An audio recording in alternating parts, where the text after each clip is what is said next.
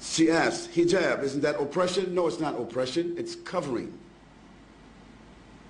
The women covering their heads or covering their bodies is not an oppression.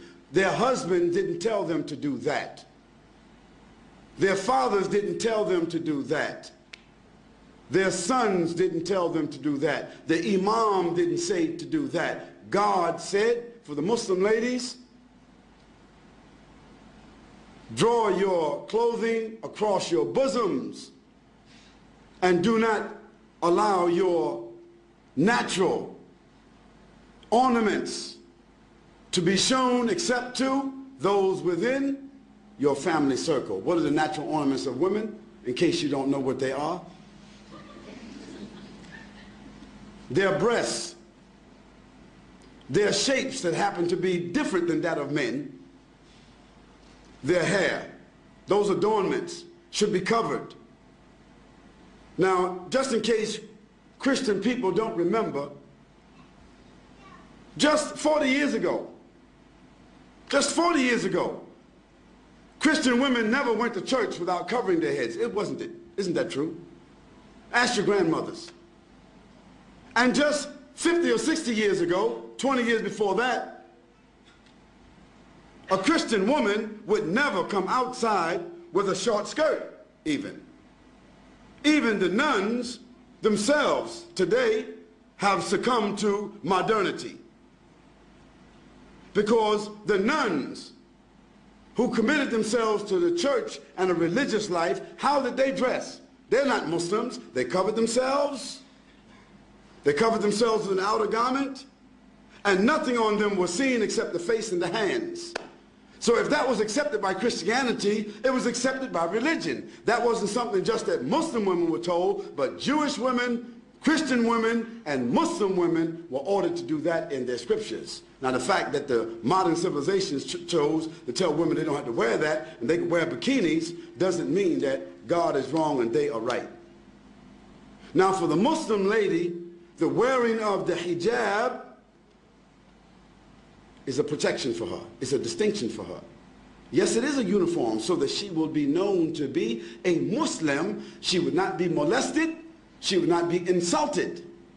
And no need for a man to stare at her and look at her because there is nothing appearing of her that would cause any unnatural attraction. Therefore, it is more than likely she can come and go with decency and dignity, and that her natural ornaments will not create an inordinate liability for her, like so happens when you see women wearing jeans and clothing that seem as if they painted it on themselves. Now all you have to do is look at these two women, and you can see the problems that exist. Now of course, it doesn't mean that every woman that doesn't cover herself completely, it doesn't mean that she's immoral. It doesn't mean that. But the Quran gives to the Muslim women what we consider to be an ounce of prevention is worth what? What's it? What's the? You know the. What is it called? An ounce of prevention is worth what? A pound of cure. So just like any one of you, if I asked you, what's your PIN number? You wouldn't tell me. If I came to visit you in your house, you wouldn't have your certificates of deposit in front of me. You wouldn't have your jewels in front of me. You wouldn't have your stack of money or your savings in front of me, distributed just because I'm a friend and everything should be transparent. No, you have those valuables in a place that is safe. Might be a bank, might be a safety deposit box. Well, that's just money.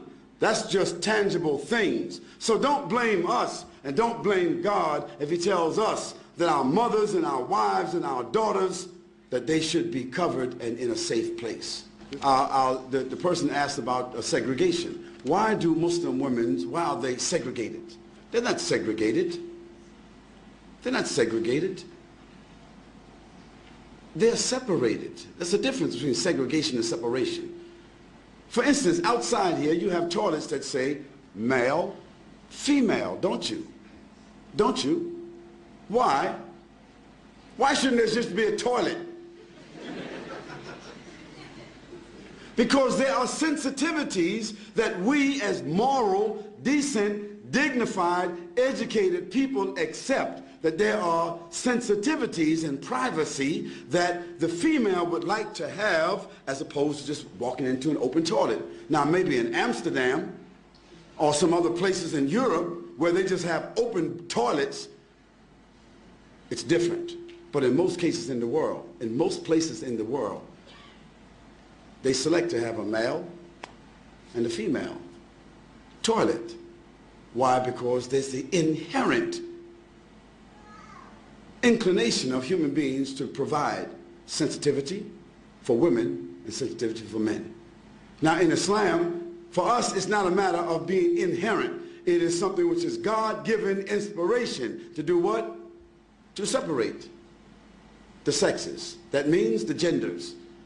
Doesn't mean absolute separation, like we can't see each other, we can't talk to each other, but generally, my wife just doesn't, I don't go to another man's house and I just sit down with his wife and dance with his wife, and he sit down and dance with my wife, and this is a matter of friendship. Bob, just drop over anytime you like. Okay? We don't do that.